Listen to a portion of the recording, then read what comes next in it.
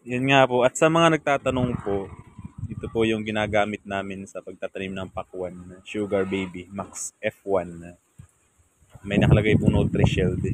Bali, nakadalawang lata na po pagtatanim na ito. Dito sa taniman na ito, tsaka po dito sa kabila. Ay, ito po pala itatamnan pala. Pero dito po, nakadalawang lata na. Ayan. Ganito po yung aming tinatanim. Sugar Baby Max F1.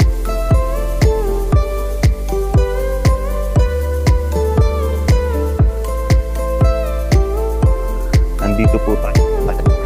Ayan na mga kapakwan. Halos ay bali, update ko lang po kayo dun sa aming pakwan. Ngayon po ay kami po ay nagparado na. Tapos ay nagdoble arado po. Yung isa arado, yung isa ay parang gahok. Yung finishing. Kumbaga pagdudurog po ng lupa. Ngayon po ay natamnan na po namin ng pakwan. So papakita ko po sa inyo. Ngayon nga lang po ay maulan. Okay, dito po muna tayo. Pakaulan. Ayan. Ayan nga guys. Pwede ako sa may silungan. Yan, ito guys yung pakwanan. Ito po ay naarado na. Ayan.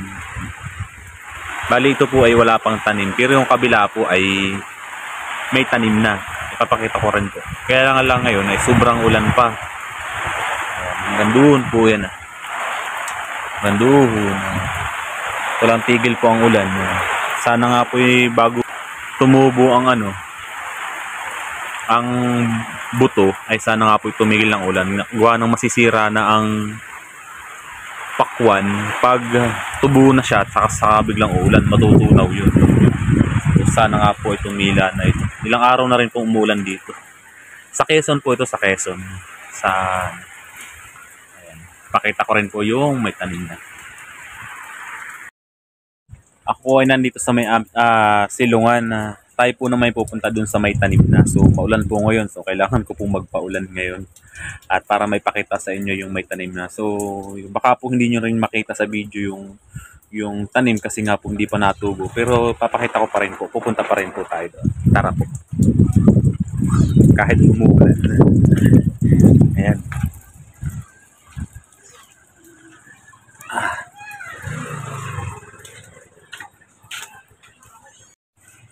Bali, akin po munang pinuhat yung dala ni tatay na pagkain ng umalis na.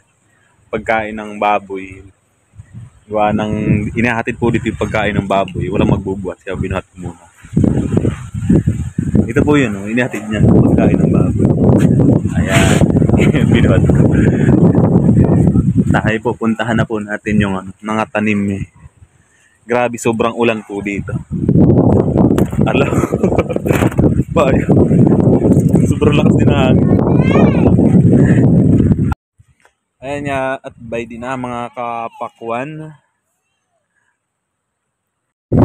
Nasa may hindi yung daan sa amin. Grabing putik ngayon.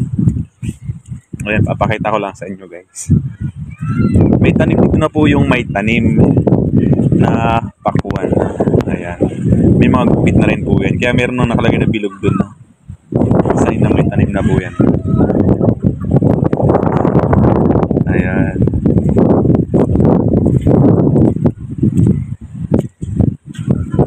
Yan yung mga gupit-gupit na po yan. Yung mga cross na yan, may mga tanim na po yan. So hindi pala ang po na usbong. At grabe po ang ulan dito. Grabe. Ayan. Tapos ito pong kabila ay wala pa. Mali, araduhin pa po yun ng isa. Yung dudurugin pa yung lupa. Ganda po yun. Ako po ibabalik at sobrang hangin ng ulan. Ayan. update ko na lang po kayo pagka tumutubo na siya. So sana nga po ay magkaig at tumila na ang ulan. Ayan. Yan nga po. At sa mga nagtatanong po, ito po yung ginagamit namin sa pagtatanim ng pakwan, Sugar Baby Max F1. May nakalagay pong Nutri-Shield. Bali, nakadalawang lata na po pagtatanim na ito. Dito sa taniman na ito, tsaka po dito sa kabila. Ay, ito po pala, itatamnan pala. Pero dito po, nakadalawang lata na. Ayan, ganito po yung aming tinatanim.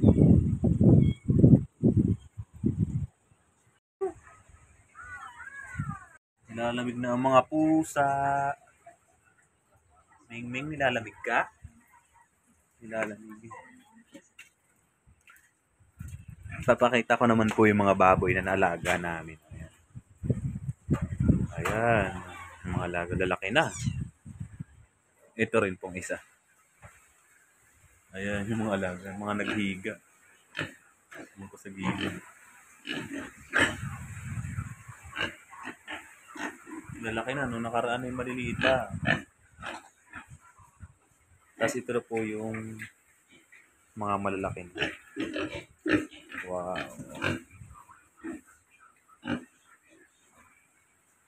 Lalaki na. So, yun nga guys. So, ito po yung ginamit namin, Sugar Baby. So doon po sa mga nakapanood dito, maraming salamat po at dahil nandito ka na rin lang sa video na to, paki-like and subscribe na rin po. Sana po ay magustuhan nyo po yung video ko. At humihingi na rin po ako ng pasensya dun sa mga nanonood dati na medyo napatigil po yung aking video dahil nga po gawa ng panahon at pinahingan na rin po yung lupa kasi payat na po yung lupa. So, pinagpahinga po ako ng halos 1 taon sa pagtatanim dahil nga po maulan tapos medyo mahina yung harvest. Kaya, eto, magsisimula na po ulit tayo magtanim ng pakwan. Sige po, maraming salamat po. Bye-bye!